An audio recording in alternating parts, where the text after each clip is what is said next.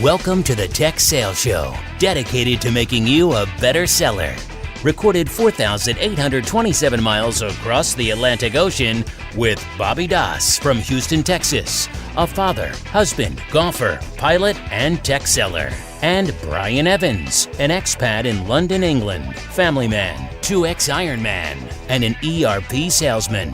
Both sharing tried and true sales strategies and providing free tools to make each week and campaign easier for you. They also answer your questions weekly. Now, here is Bobby and Brian. Hey, Bobby. What's up, Brian? Welcome, everyone, to the Tech Sales Show, where we're focused on helping you be a better tech seller. Bobby, why don't you take us through what we covered in the previous episode and talk us through the series a little bit? Yeah, thanks for joining us. If you're just joining us for this series, stop and go back and listen to last week's episode. We're in the middle of sales productivity. It's a series about how we stay up to date, current, and not let the noise get the better of us. So last week we talked about getting caught up. We all get behind, and we gave you some ideas on how we get caught up with our inbox and our schedule and make sure we're focused on the right things. This week's all about keeping up. So we probably all have the opportunity to fall behind as sales reps, and we're going to talk a little bit about how we keep up with our quota, our accounts, our focus, and all that stuff today. And the next week we'll wrap up the series with winning the day, kind of how we go about winning the day from our morning routine to the end of the day, and then we do it all over again. And hopefully all of our little tips and the ways we keep up with it will make you better. And most importantly, we hope you share a lot of things with us so that we can even continue to hack our weeks, days, months, and years to get more productivity out of ourselves. So Brian, we found a quote. We talked about it last week, but it's really the theme behind everything that we're doing in this series. Why don't you share the quote with the listener again and why we think it's so important? Yep, the quote is, "We are only as big as the smallest thing it takes to divert us from our goals."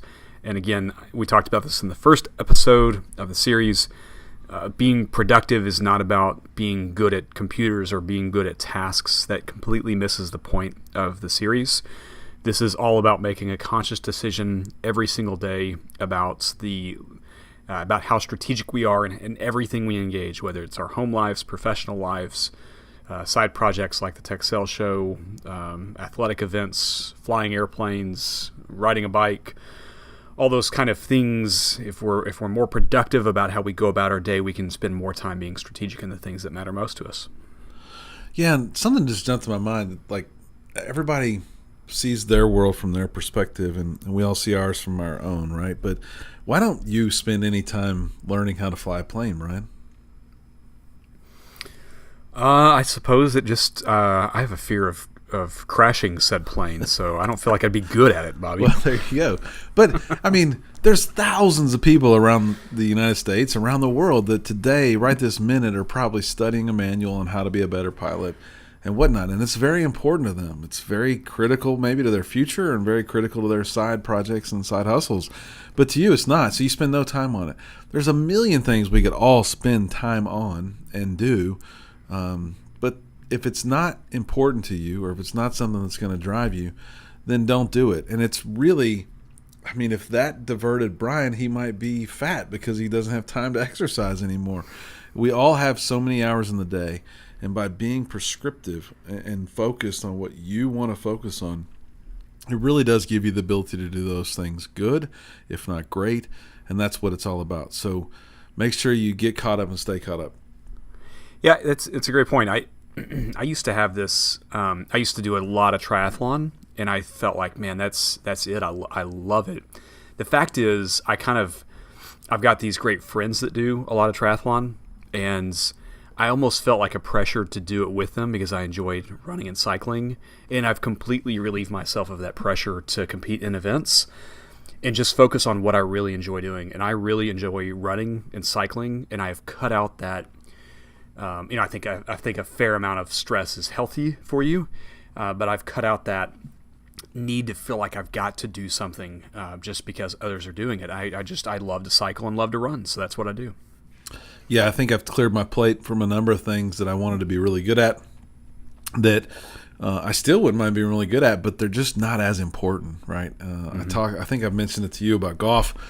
It's not something I'm going to just completely divert and run away from, but other than playing with my son and helping my son become a better golfer, I'm going to put it on the back burner next year, and it's something that I'm proactively doing that's going to free up my time to do a lot of other things, and that's hopefully make the Tech Sales Show better and do some other things that I think is important to those other goals we talked about. Love it. So this week we've broken it down into 3 things. Again, this is keeping up. So once you get caught up and you get rid of all that noise and you create your own calendar and you pick your big rocks, now we're all about keeping up. So our tips for keeping up, 3 tips again, three sections again. Own your calendar. Don't let your calendar own you. So that's number 1. Number 2, balance the urgent with the important. We talked a little bit about last week, but it's so key to this series that the important things have to win over the urgent. And then number 3, don't forget, great requires continued learning. So while, and maybe that's really the most important or one of those most important buckets, but you've got to find a way to continue to learn and be better than most. It's just too easy to be average, and as you know, we don't like average. So again, 3 topics for today. Own your calendar. Don't let it own you. Number 2, balance the urgent with the important. And number 3, don't forget, great requires continued learning. So let's start with number 1. Own your calendar. Don't let it own you. Brian, what does that mean when I say that to you? My calendar, and my wife pokes fun at me, my kids poke fun at me because everything is on my calendar that's important to me. So, and we'll get into some of the tactical ways that you can help better own your calendar. But my calendar is a reflection of what is most important for me to accomplish in a given day, given whatever that period of time is, hour, day, or week. What is on that calendar is what I'm deeming is the most important thing I can be focused on. Yeah, likewise, my family too. My wife, it took her years for me to train her. Just kidding, honey. But it took me years for her to understand why something simple like a graduation from elementary school had to be on my calendar. Back in those days, we would just go butt heads hard on why would I have to put that on your calendar. And I think that's part of the world we live in as tech sellers, that we have a schedule. We're all over the map. We don't go to an office building and work in the same room for 7 or 8 hours a day and leave. And maybe the biggest trip we take is down the hall to a conference room. We are all over the city. I in Houston can quite literally be at a customer meeting and be more than 2 hours away from my home. It's not like I can just get back here quickly. So I have to plan travel time. You have to plan travel time on the train and to and from London. And I just don't think some people in different type work settings understand that. So, yeah, everything has to be on my calendar. And it's interesting how she finally understands, and we put a lot of family stuff on there. And it's become second routine to her. We bought season tickets for UT this year. Instantly, when we got those tickets, she put all those football games on the calendar so I would know when we were going to be in Austin. And it's just a relief. So I specifically own my calendar. If you remember, in the last episode, we talked a lot about the creating a schedule, and that schedule could be an annual one, a monthly, quarterly, weekly, hourly, daily one. My schedule's pretty locked in what I'm doing on the weekends and days, and now it's on that calendar. I do not let people own me. The biggest thing and the hardest thing once I got established in my career was learning how to say no. There's many books on it. I don't have a recommendation, but I have my own rule now, and it's probably something that I learned from Tim Ferriss and some of the people that he interviewed. If I can't say absolutely yes, I want to do this, then I try to punt that thing, and I say no. Brian, it's probably the way you've got yourself out of doing triathlons. You weren't 110% a yes, so you started doing it a different way. How do you find that you've learned, Brian, in your career to say no? Yeah, first let me take a quick step back because you made an important distinction. You said that as you've gotten further in your career, it's been easier to do this, and I feel the same way, and it's probably 2 reasons for that. One is because we've been doing it for a long time, and we have a better feel of what is the most strategic thing to be working on. One, I think the second reason is when you're younger and you're up and coming in your sales career, as many of our listeners are, it's super critical for you to be seen as someone that's there, available, ready to go, even if it means kind of pushing things around or extending your work schedule a bit. So, Bobby, yeah, I feel the same way. It needs to be an absolute yes that this is going to help move the ball forward in something strategic that I'm working on. And if not, what second, or what could be more important for you to focus on, and that's what's going to be on my calendar instead. And to that point, I guess what's even more critical, my wife and I have this saying amongst each other where she says if I am going to do something and I tell her I'm going to be home at 7 o'clock at night, she always presumes that I'm going to be home at 9 o'clock at night. If I'm going to do something like go to a happy hour or go to a company meeting or host another event and be involved, I'm going to do that thing 110%. So once I do get to yes, I do it. And I'm always the last guy that leaves because if I'm going to give you my time, I'm going to give you my time until you don't need it or want it anymore. And that's not to a fault. That's just there's too many people that aren't really present at those sorts of activities after hours. Or if I'm going to run a triathlon, I'm going to do it to the best of my ability up until that point. So keep that in mind too, that if you're going to do it, and don't half-ass it. If you get to yes, go give it your all. So yeah, great advice. Another tip I've talked about in the past on the podcast, but you might not have listened to every episode. As I own my calendar, I also block time on my calendar. I know we've talked about this a few times, but I block my calendar with a 2-hour block, and on that block I'll put STM, and for whatever reason, no one's ever tried to overblock that time. No one knows really what it means. Now that I've told the world on this podcast, I guess they do know, but it stands for Stop the Madness. And for me, that's my catch-up time. I might do my expenses. I might do some prospecting. I might finish some training that I need to finish. Or I might build a plan during that time. But if you don't block time to be prescriptive and intentional about what you want to accomplish on your calendar, I think that's going to just let you get overrun. What things do you do, Brian, to make sure that you have that catch-up time on your calendar? Two things for me. One is by default, so most people have Office 365 or Exchange servers that are newer. All that means is that you can make your schedule public internally for your company. The reason that's really important, in my opinion, to do is because when it comes time for a meeting to get arranged on a Thursday at 2 o'clock, I can't stand the process of going back and forth internally over email to find out if I'm available at 2 p.m. on Thursday. That is a complete and utter waste of their time and my time.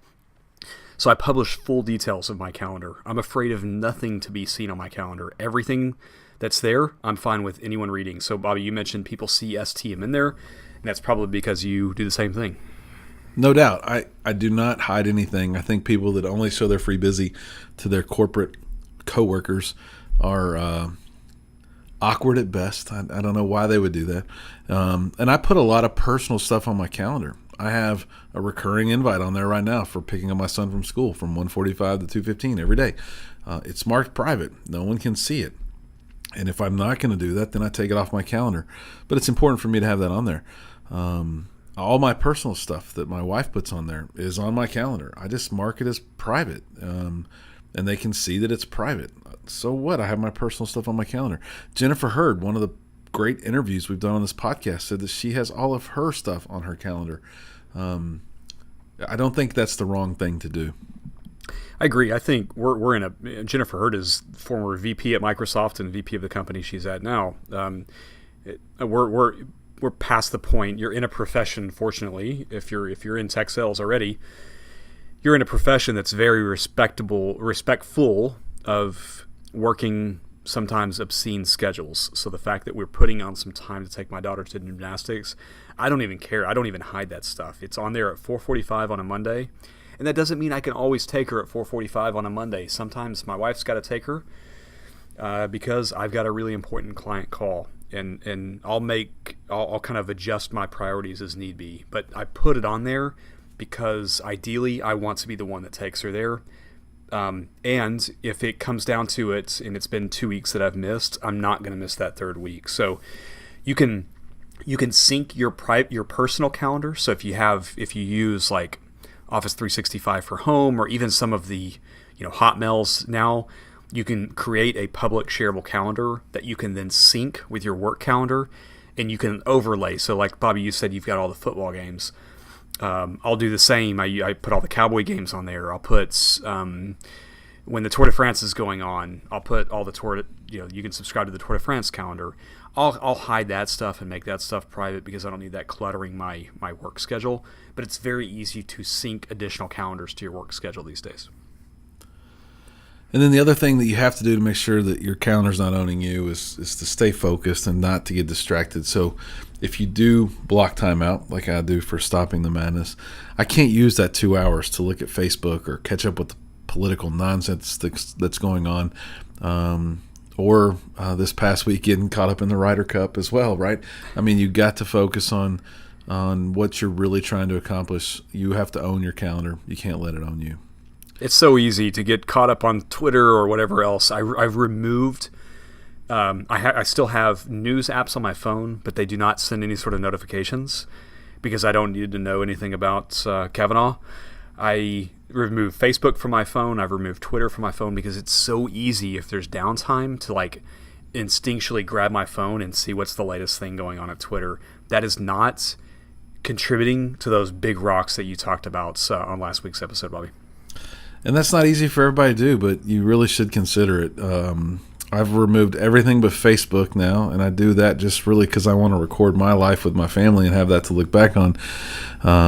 But I try not to get distracted by all those other things for sure. I have turned off all notifications so that I'm not getting the pop-ups from Facebook and everything else. So try that. You'll be surprised how much productivity you get back. So let's jump to number 2 for this week, balancing the urgent with the important. We'll probably talk about this each week, but it is so critical that the important beats the urgent. Now we know, and I let it happen, there are things that will become urgent that have to be addressed. Yesterday, my flight school had a sewer problem. That becomes pretty both urgent and important that needed to be attended to. But if it's just urgent, are there tips and tricks and things that you can do to solve for that? And I think there are. Where you're not just always wrapped around the urgent axle. So the way I try and deal with it, people come with this fire drill to me all the time. And I think I have created this little process that Bobby uses to say, is this really my problem? That's kind of like the first thing. Is your lack of preparation that's created this urgent thing really my problem? And if it's not, then the second thing that I'll think through is this really an urgent task that's going to move one of my big rocks? So think through just some examples. A customer who has a fire drill with a product that hasn't taken my phone call in 6 months, who now wants me to jump through a bunch of hoops for them. Is that really the best use of my time in the next 30 minutes? And I try and think through those scenarios. And then third, I guess in general for me, am I going to be able to make an impact on this urgent matter? So a lot of times I can't fix it. I'm not a sewer guy, so yesterday's urgent matter wasn't something that I was going to solve for. I probably just needed to approve a few things and get the ball moving to accomplish that, to get that done. So I try to delegate as much of that whenever possible. What are the thoughts that you have when like this urgent fire drill comes up for you, Brian? And then I want to share some ways that I deal with the important instead of focusing on just urgent in my weeks throughout the year. So for me, it's I'm focused on opportunities and deals that we're working on, and I know a lot of our listeners have that too, to where they may be working on say 5 or 20 different sales cycles that they're engaged in. For me, at the end of the year, let's say that I had a bunch of great internal meetings and met a bunch of great mentors and had great conversations with them, but I closed 0 in business. That I'm not going to get rewarded. I'm not going to be seen as the person that gets things done within my company. So what helps me get seen in my company and what makes me successful at my job and contributes to those big rocks that we talked about is closing business. So for me, every single morning, one of the first things I will do is look at the list of opportunities that I'm working on by quarter and think, what is the most important thing I can be focusing on for each one of these opportunities? And it's hard to do because, like you said, you wake up in the morning and you may have 20 emails sitting in your inbox, and it feels so good to reply to an email, to check off a box that it's been completed, file that email away. That feels good. It's like we've been rewarded. There's like, what do they call it? Dopamine reward of getting a little task accomplished. And I'm not saying that I don't carve out some time to clean up some things and to knock some things off that list. But the single most important thing I can be doing is moving those opportunities one step closer to getting closed. And that means being very stingy with my time. Yes, I think that's the key, is be stingy with your time. So what do I do to keep the important top of mind throughout the week, the month, the quarter, is I try to keep those things scheduled. So I think we've shared it a lot, but I wrote an article, a blog post, and it's something I still do on an ongoing basis, and I call it Call 10, but I call someone in my ring of people, my network of people, in the morning and in the afternoon, just to stay engaged. I don't do it to ask for anything. I just try to stay connected. Sometimes that's a birthday call, sometimes that's an anniversary call, sometimes it's just a random call to get engaged. But I do that so that I don't have this urgent request for that person when I'm out of the blue needing to talk to them. So it's just one small way that I do the important stuff on an ongoing basis to stay connected with my network, that I don't create those things that are urgent for me. I love it. It's the Call 10. You've talked about it forever. That's something I'm not good at. I need to get better at that. It's like you said, you're not calling asking for an introduction into a prospective customer or anything like that. You're doing it to stay in touch. It's very deliberate. It's a great habit. It's something I need to get better at. And I'm sure there's a few listeners that do too. And if I said I didn't miss a day, I'd be lying. But it is intentional that I try not to. So let's jump to number 3. So we've covered own your calendar, don't let it own you. Balance the urgent with the important. And then don't forget, number 3 is don't forget, Gray requires continued learning. Each interview we've done, we've asked the interviewee how they keep up with the world of technology and all things that are going on. And they all had different ways of doing it, but they all had a way of doing it. I think everyone that's listening to this podcast, you have nailed it. You are listening to our podcast that's helping you keep up with things. Great job. But I joke, but at the same time, you do need to listen to podcasts. You do need to find a way to consume all the world's information as best you can. Brian, just at a high level, what do you do to keep up with things, to continue learning?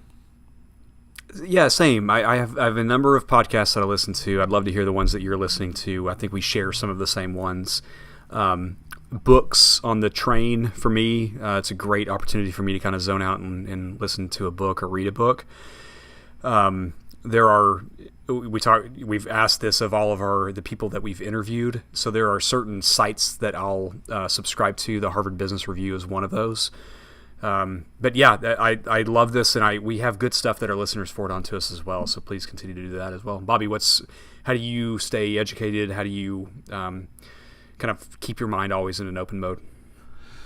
Yeah, podcast is definitely it. I spend a lot of time on the road, so there's a few very specific EMC and or data center centric type things. So I listen to those podcasts. I guess we have one that's internal that's actually public, but it's all things Dell EMC, which helped me keep up with some of the technology stuff, some of the roadmap stuff, etc. Much like you do with the books to kind of check out, I do that with podcasts too. I like to listen to some things that keep me distracted from this world sometimes. So every Tuesday, Cold Case Files is my podcast. So it's about Nice. a 30-minute episode of those old TV shows called Cold Case Files. And they just narrate them. It's pretty good the way they put those stories together, but lets me check out from this world, but maybe takes me a little bit back to my old world of being a police officer. So it's fun to listen to that kind of stuff as well. I listen to a lot of books. I mean, I could scroll through my Audible account. Not always tech, sometimes also a disconnect from this world. And then something else. I just bought and listened to a book on how to write better. I still have a passion about continuing to write better blog posts and those sorts of things. So I'll listen to that kind of stuff as well. Grammarly is a good one for that, Bobby. I wasn't the best. I wasn't the best student growing up. So Grammarly is an app that you can put on your phone. You can put it on your computer as well, PC or Mac. That helps correct grammar. Really sharp. So, question: I've always thought about it, but I much like our listeners, probably have the stigma. Is it expensive? How does Grammarly work? Let's share that real quick, I guess. There's a free version. There's a paid for version. The paid for version allows you. I think the give is you get more. It'll connect to more systems, but yeah, it's cheap. I think it's like $30 a year, something like that. Wow, and it makes you so much more effective. Like your communication style. For me, I grabbed it initially because when I moved to the UK almost 2 years ago, I needed a way. There's about 300 words that are different in the US English language versus the UK English language, and I needed to make sure that as I'm communicating with these executives that I'm using the right terminology. But now I use it for everything. It's completely changed the way I write sentences and think about how I communicate. Since most of the stuff you put in our OneNote are misspelled in your UK way, you're going to need it when you come back so that you can get things right when you get back to the States. That's right. They love the S's instead of Z's over here. I noticed that. So other things I do from a learning perspective is probably everyone in the tech world that has some sort of online training that they do regularly with their company. At Dell EMC, we have quarterly training. And it's really weird. Most of my peers act surprised that all of a sudden we have quarterly training again this quarter. I have a reminder on my Outlook system that says, hey, on the first day of every quarter, go check to see if the quarterly training is available and knock that stuff out. And I don't do it in a way to just get a green checkbox so that I'm done. I do it because my company thinks that it's important for me to learn that technology or learn the new programs or learn the new trade-in stuff. And I get really smart by doing it. I know we have a passion around not being average, Brian, but what is your take specifically on knowing your wares of what you sell? It's really strange to me. I think the single biggest hack that it shouldn't be a hack is being the smartest guy or girl in your team on the technology that you sell, whatever that is. You listen to the show, you're listening to the show, so you're obviously not a person that's trying to stay away from work. You're wanting to get better at your job. Why not take it a step further? And many of you already are, but why not take it a step further and be the smartest person on your team about the technology it is you're selling? Doesn't mean you need to be delinquent in being a great salesperson. It goes hand in hand with being a great salesperson. Be the best, the number one person that understands every aspect of the product you're selling. It will not only open up career opportunities for you as a salesperson to move up the sales leader ladder, you'll also be considered and people will want to connect with you in the product team, on the marketing team. You're going to be a pretty valuable asset to your company. Yeah, it's so easy to be average, people, that you just shouldn't let it happen. You have plenty of access to this stuff. Your company will love it if you do it. And then you become real valuable, as Brian said, because you will know it better than most, and that gets you attention for sure. The last thing that I'll share on this, don't forget, great requires continued learning, is to ask for feedback. We've talked a lot about mentors, the mentee-mentor relationship on the podcast, but ask for feedback. Ask your peers, what could you be doing different or better? Ask those specialists on your teams, those solution consultants, those managers of managers. Ask for feedback. You'll be surprised, I think, at times what you'll get, and then sometimes you'll be surprised by the praise and accolades you get on the good stuff you're doing. So ask for feedback. I guess quickly, Brian, as we start to wrap up this episode, what's one time you asked for feedback that you got some shocking feedback or were surprised by the feedback you got? That's a good one. Put them on the spot, people. Put me on. So I got a piece of feedback, I would say 6 months ago, that I still ruminate on, and I don't. It was about and it actually aligns very closely with what we talked about of being really strong and sharp in your product. You can hit a point to where you know your product so well that it's time for you to start diversifying. So the feedback I got for somebody, a mentor that I dearly respect, very, very sharp guy, was Brian, you need to be careful that you're not aligning yourself too closely to one single thing, and that you start diversifying your product knowledge set. So I kind of took what we're talking about of being the number one guy and took it to maybe a bit of an extreme. Yeah. And that's good. And now you're resonating on that. So you might not have had you not asked and had you not gotten that feedback, the outcome could have been pretty career setting back, damaging almost, had you not asked for that feedback. So what about you?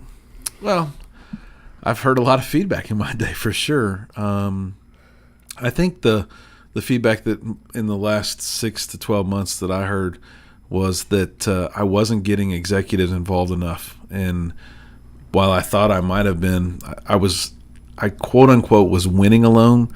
And in this one instance, had a real shot at losing them alone, and that could have been pretty detrimental to my time at Dell EMC as well. So I got some people involved. We ultimately did have a setback in that deal, but it was one that we all were aware of why we had that setback, and it wasn't something I was doing kind of as that lone wolf as we've talked about. So it definitely shielded or protected my image because that executive was engaged as well and clearly knew exactly why we were having the setback. It was pushed kind of a thing that I wasn't having to just make up a reason why things were pushing. So don't forget to ask for feedback, people. It's very important, and you can always learn no matter how far you get in your career. So today we talked about owning your calendar. Don't let it own you. Balance the urgent with important. Don't forget great requires continued learning, so keep learning. So as we wrap it up, please remember to share our podcast with a friend. We are now branded everywhere as techsaleshow.com. Our email address has changed. Please give us 5 stars on your favorite podcasting app. Anything to add, Brian? Yeah, I've got one very specific request. If you're listening to this show today, share it with 2 people. 2 people you either work with, 2 people that's on LinkedIn. And if you really want to give it an extra, publish something on LinkedIn about an episode that you liked. Oh, amen. I like that one a lot. Share it on LinkedIn. Tag us. We'd love to see it. So please do that. And as always, remember, average sucks. Average is the enemy. Thanks for listening to the Tech Sales Show. Thanks, everyone. Thanks for listening to the Tech Sales Show with Bobby and Brian. Subscribe to their email list by going to bobbyandbrian.com and follow them on Twitter at Bobby Brian Sales.